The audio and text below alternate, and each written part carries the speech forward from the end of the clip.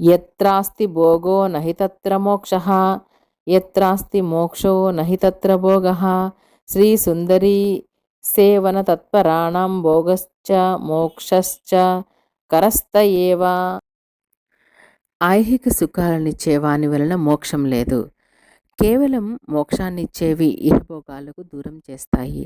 ఒక శ్రీదేవి ఉపాసన వలన మాత్రమే ఇహభోగాలు చివరకు మోక్షం సిద్ధించగలవు. ఈ కారణంగా శ్రీ విద్యకు అత్యంత విశిష్టత ప్రశస్తి వచ్చింది.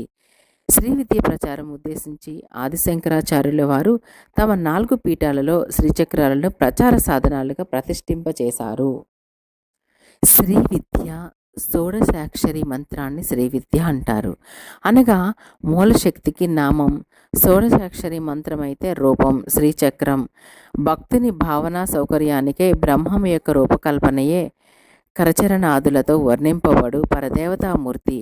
ఆమెను రాజరాజేశ్వరి, కామేశ్వరి, త్రిపురసుందరి ఇత్యాది నామాలలో భావిస్తున్నారు. 8 మంది పరదేవతానుగ్రహం వలన పొందిన వాగ్వైభవం కలవారు.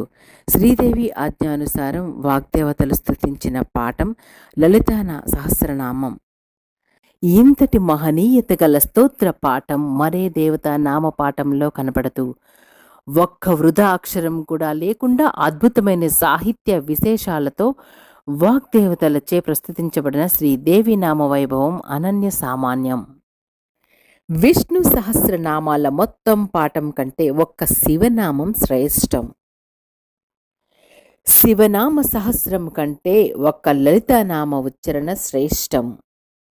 దీనిని బట్టి లలితానామ సహస్రం పాఠం ఫలితం విజ్ఞులు ఊహించగలరు.